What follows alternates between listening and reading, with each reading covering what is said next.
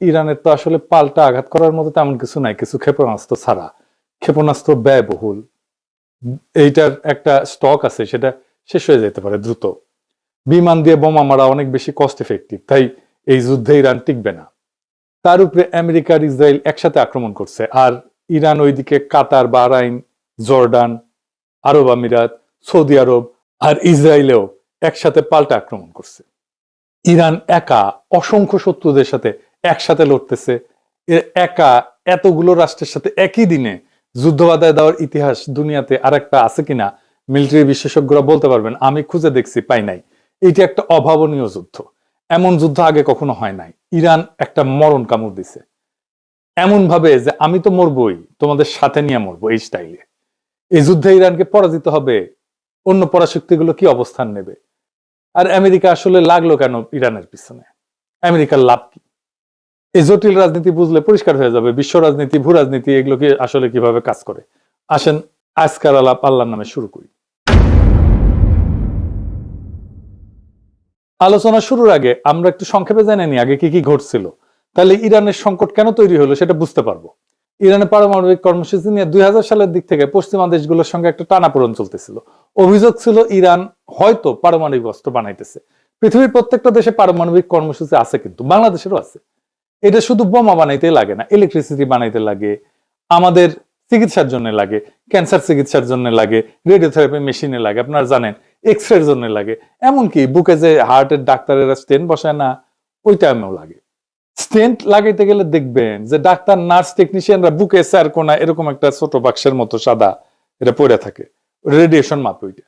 যাই হোক, ইরান পারমাণবিক অস্ত্র বানাবে এই ভয়ে জাতিসংঘ, ইউরোপিয়ান ইউনিয়ন, যুক্তরাষ্ট্র ইরানের উপরে কঠোর অর্থনৈতিক নিষেধাজ্ঞা দেয়। ইরানের তেল রপ্তানি কমে যায়, ব্যাংকিং ব্যবস্থা প্রায় বিচ্ছিন্ন হয়ে পড়ে, অর্থনীতি স্থবির হয়ে যায়। এই অচল অবস্থা কাটাইতে 2015 সালে ইরান এবং 6 বিশ্বশক্তির মধ্যে একটা চুক্তি হয়। এটা চুক্তিটার নাম ছিল JCPOA, মানে হইতেছে joint comprehensive plan of action. কি ছিল সেই চুক্তিতে? চুক্তির মূল কথা ছিল ইরান তার পারমাণবিক কর্মসূচি সীমিত করবে, আর বিনিময়ে নিষেধাজ্ঞাটা উঠবে। পারমাণবিক কর্মসূচি সীমিত রাখা মানে প্রকৃতিতে যে ইউরেনিয়াম পাওয়া যায়, মানে যেটা থেকে পারমাণবিক শক্তি আসে আর কি, ওইটা দিয়ে কিছু হয় না, ওইটাতে ঘন করা লাগে, ঘন ঘন। মানে ধরেন চিনি ছাড়া চা হইতেছে প্রাকৃতিক ইউরেনিয়াম, পাইনসা চা হইতেছে অল্প সমৃদ্ধ ইউরেনিয়াম, মানে একটু ঘন হয়েছে। হালকা মিষ্টি চা হইতেছে মাঝারি সমৃদ্ধ ইউরেনিয়াম, আর কড়া মিষ্টির চা হইতেছে বোমা তৈরি গ্রেডের অতি সমৃদ্ধ ইউরেনিয়াম। এটা কেমনে ঘন করে এই ইউরেনিয়াম? মানে মাখন তোলা দেখেছেন না, যে ঘুটা দিয়ে ঘুরায়, ঠিক ইনকে ঘুরে ঘন করে।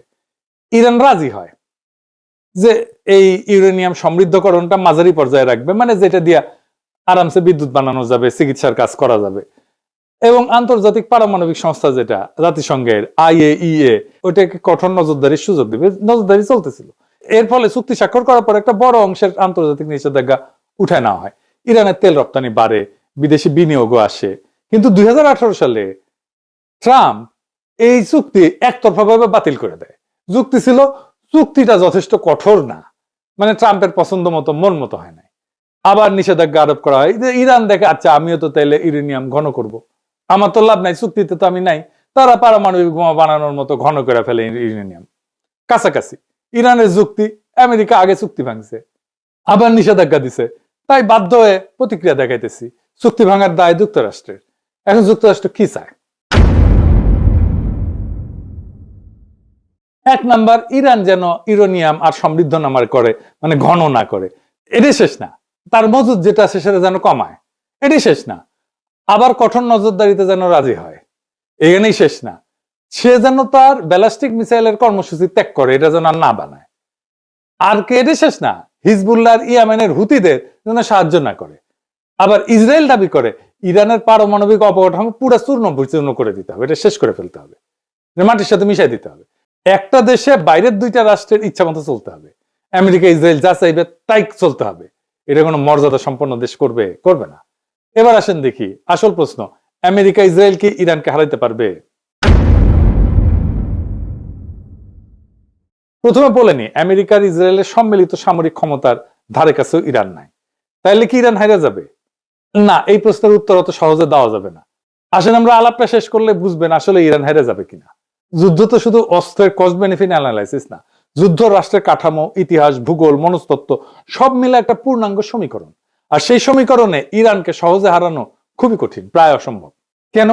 আমাদের একটু ইতিহাসে ফিরে যেতে হবে। ইরানকে বুঝতে হইলে 1953 সাল থেকে শুরু করতে হবে, যখন ইরানের তেলের মালিকানা ইরানের ছিল না, ব্রিটিশ কোম্পানি ছিল, বিপি নাম দেখেন নাই যে, এর ছিল মালিকানা, ব্রিটিশ পেট্রোলিয়াম।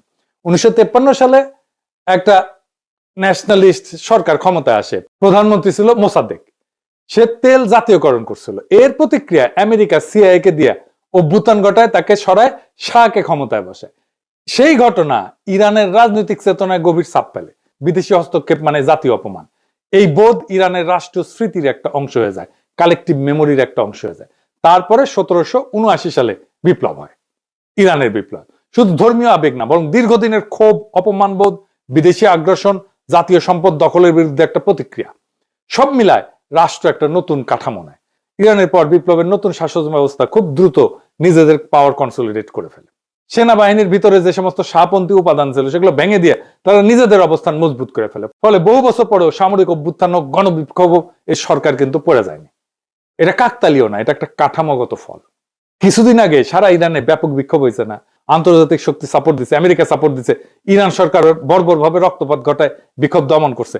হাসিনার মতো পড়ে যায় না কিন্তু। যদিও ইরানের সমাজ গভীরভাবে বিভক্ত হয়েছে। ইরানে বর্তমান রেজিম পছন্দ করে না এমন ইরানিয়ানদের সংখ্যা বাড়ছে অনেক। 1980 সালে ইরাক আক্রমণ করে ইরানকে। প্রথম থেকে ইরান দুর্বল ছিল, এলাকা দখল হয়ে যায়।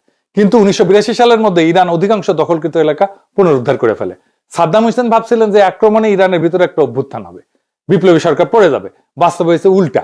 যুদ্ধ রাষ্ট্রকে আরো সংহত করছে। জনগণ, সামরিক বাহিনী সবাই সরকারের পিছনে দাঁড়াইছে। এই যুদ্ধ দীর্ঘায়িত হয়েছিল, বিপুল প্রাণহানি হয়েছিল। খমিনি আপোষহীন ছিলেন। তিনি আমেরিকা, সোভিয়েত দুই শক্তিকে গ্রেট শয়তান বলছিলেন। এর ফলে ইরাক ইরান যুদ্ধের সময় আমেরিকা, সোভিয়েত ইউনিয়ন, আরব রাষ্ট্র অনেকেই ইরাককে সাহায্য দেয়। সেজন্য যুদ্ধটা দীর্ঘ হয়। তবুও ইরান রাষ্ট্র হিসেবে ভেঙে পড়েনি, বরং দীর্ঘ যুদ্ধ তাকে আরো যুদ্ধ সহনশীল রাষ্ট্রে পরিণত করছে। এই আক্রমণ ইরানকে আরো সংহত করবে কিনা সেটা আগামী কয়েকদিনের দুনিয়া দেখবে। খামেনির মৃত্যুর পরে কি ঘটবে এখন অনুমান করা শক্ত, কিন্তু সম্ভাব্য সিনারিও কি হইতে পারে সেটা আমরা একটু আলাপ করতে পারি। যদি শুধু আকাশ থেকে বোমা মারা হয় তাতে সামরিক স্থাপনা ক্ষতিগ্রস্ত হইতে পারে, কিন্তু রেজিম চেঞ্জ হয় না, সরকার পতন নিশ্চিত হয় না। ইতিহাসে দেখা গেছে নো ফ্লাই জোন বলেন, দীর্ঘ বোমা বর্ষণ বলেন, এসব চলতে পারে বছরের পর বছর, কিন্তু স্থল আক্রমণ ছাড়া, গ্রাউন্ড ইনভেশন ছাড়া রেজিম চেঞ্জ করা কঠিন। ইরানে গ্রাউন্ড ইনভেশন কেন কঠিন? প্রথমত ভূগোল। স্থল পথে ইরানে ঢুকতে গেলে পশ্চিম ইরানের দীর্ঘ জাগ্রস পর্বতমালা অতিক্রম করতে হবে। পাহাড়ি ভূখণ্ডে বড় আকারের সেনা, ট্যাঙ্ক, সরবরাহ লাইন এগুলো এগায় নেওয়া খুব কঠিন। সরু গিরিপথ থাকে, উঁচু নিচু পথ থাকে। এখানে যারা প্রতিরক্ষা করে, ডিফেন্স করে, তাদের বেশি সুবিধা। ইরান মূলত একটা বিশাল উচ্চভূমি, চারপাশে পর্বতমালা, মাঝখানে মরুভূমি, আর জনবসতি অনেক জায়গায় পাহাড়ের ভেতরে, আড়ালে। এই ভূগোল আক্রমণকারীদের জন্য তিন ভাবে বিপজ্জনক। একটা হচ্ছে মেকানাইজ বাহিনী, এগুলো ট্যাঙ্ক ইত্যাদি, গাড়ি, বহর টহর এই সমস্ত নিয়ে যখন যায়, আগাইতে যায়, তখন গতি কমে যায়। সংকীর্ণ উপত্যকার মধ্যে দিয়ে যেতে হয়। চোখ পয়েন্ট আছে, মানে যেখানে আটকায় যেতে পারে। এইসব জায়গায় কনভয় আটকায় গেলে ক্ষয়ক্ষতি দ্রুত পারে, উপর থেকে আক্রমণ করবে। যারা ডিফেন্স করে তাদের এখানে সুবিধা, উচ্চভূমি থেকে নজরদারি করতে পারে, অ্যাম্বুশ করতে পারে, প্রতিরক্ষা লাইন তৈরি করা তুলনামূলকভাবে সহজ। ইরান সবসময় এই অ্যাডভান্টেজে থাকবে। রাজধানী বা নগরগুলো এগুলো ইনসুলেটেড, মানে বড় শহরগুলো অনেকটাই পাহাড়ি বলয়ে সুরক্ষিত, চারিপাশে পাহাড়। দ্রুত ধাক্কায়, কুইক থ্রাস্ট যেটাকে বলে মিলিটারি ভাষায়, এটা ফল আনা কঠিন। ইরান সমতল ইরাকের মতো না, এখানে ভূগোল নিজেই এক ধরনের প্রতিরক্ষা বাহিনী হয়ে থাকে। এরপর আছে লজিস্টিক্স বা সরবরাহ। ইনভেশন মানে শুধু সৈন্য যাওয়া না, এটা সাপ্লাইয়ের যুদ্ধও বটে। স্থল আক্রমণে জেতা মানে সাপ্লাই চেনের উপরে বেঁচে থাকা, সাপ্লাই লাইনের উপরে বেঁচে থাকা। প্রত্যেক দিন বিপুল জ্বালানি, গোলা বারুদ, খাবার, যন্ত্রাংশ এই সমস্ত দীর্ঘ রুটে এনে পৌঁছাইতে হবে। পাহাড়, মরুভূমি এই সমস্ত পরিবেশে কনভয় ট্রান্সপোর্ট ইন্টেন্সিভ এবং সিকিউরিটি ইন্টেন্সিভ হয়। একবার সাপ্লাই লাইন যদি ভেঙে যায়, তাহলে ফ্রন্ট লাইনের শক্তি থাকলেও এটা কার্যত থেমে যায়, কাজ করতে পারে না, আক্রমণ করতে পারে না। এটাই বড় পার্থক্য। গ্রাউন্ড ক্যাম্পেনে আপনার যুদ্ধ ক্ষমতা নির্ভর করে সাপ্লাই পৌঁছায় কিনা এটার উপরে। এরপর আছে এন্ট্রি প্রবলেম, কোন দিক থেকে ঢুকবে। এটা এই রাজনীতিতে অনেক সময় সামরিক সমস্যার চেয়ে বড় হয়ে যায়। ইরানে বড় স্কেলে স্থল আক্রমণ করতে গেলে প্রতিবেশী দেশগুলো ঘাঁটি, করিডোর দরকার পড়বে, কিন্তু আঞ্চলিক রাষ্ট্রগুলো রাজনৈতিক ঝুঁকি নিতে চায় না। নিজেদের ভিতরে অস্থিরতা, ইরানের পাল্টা আঘাত, এই সমস্ত কারণে এই অ্যাক্সেসটা দিতে চায় না এবং দেয়ও নি কেউ। এই জন্য অপারেশনাল প্ল্যানিং খুব জটিল হয়ে যায়।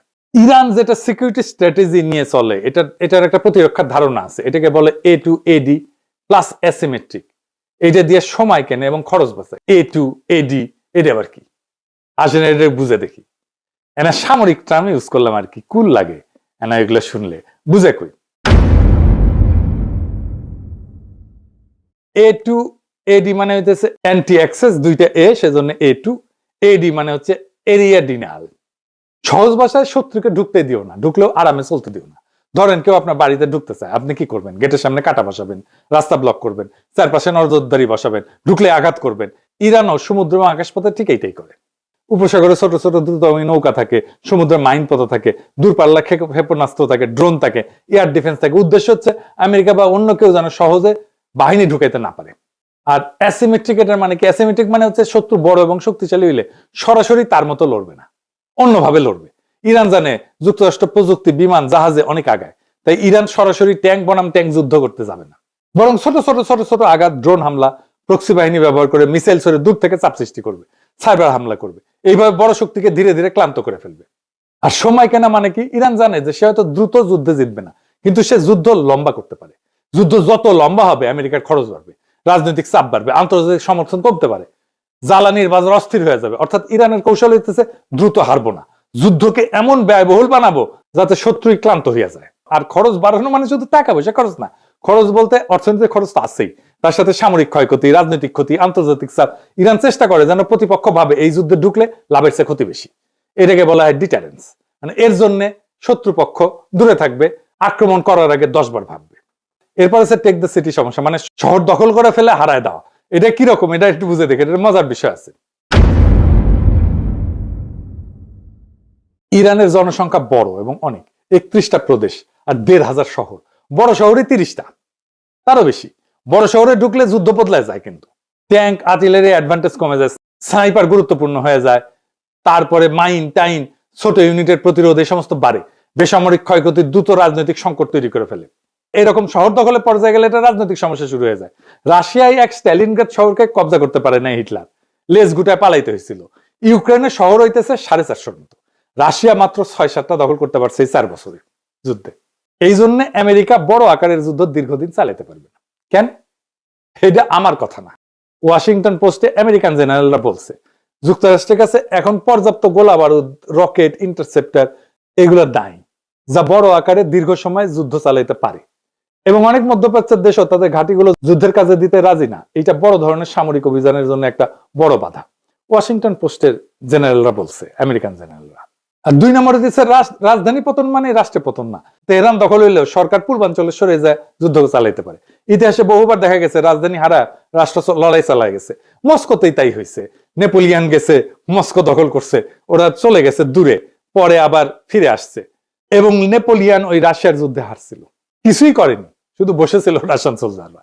যাই হোক, তৃতীয়ত রাজনৈতিক মনস্তত্ত্ব, বাইরে থেকে হামলা হলে সরকার এটাকে বিদেশি আগ্রাসন হিসেবে তুলে ধরতে পারে, জাতীয়তাবাদী ঐক্য তৈরি করতে পারে। যে জনগোষ্ঠী সরকারের সমালোচক তারাও অনেক সময় দেশের প্রশ্নে একসাথে দাঁড়ায় যায়। দেখেন ইরানে বোমা মারতেছে, যে যুদ্ধ শুরু হইতেছে, জন্য ইরানিরা খুশি যে তারা জবাব দিতে পারে। চতুর্থত আমেরিকার নিজস্ব রাজনৈতিক বাস্তবতা, বড় আকারের স্থলযুদ্ধ মানে বিপুল খরচ, দীর্ঘ সময় আভ্যন্তরীণ রাজনৈতিক চাপ। শুধু নৌ এবং বিমান শক্তি দিয়ে সীমিত হামলা চালানো তুলনামূলকভাবে সহজ, কিন্তু স্থল বাহিনী মোতায়েন করা একটা ভিন্ন মাত্রার সিদ্ধান্ত। আর একটা দিকে হচ্ছে এয়ার স্ট্রাইকও কিন্তু সস্তা না। আধুনিক জেট বিমানে প্রত্যেক ঘন্টার ফ্লাইং খরচ, নির্ভুল অস্ত্রের মূল্য সব মিলায় দীর্ঘমেয়াদী বোমাবর্ষণও কিন্তু খুব ব্যয়বহুল। যদি দ্রুত রাজনৈতিক ফল না আসে, তাতে আক্রমণকারী পক্ষের আগ্রহ কমে যেতে পারে।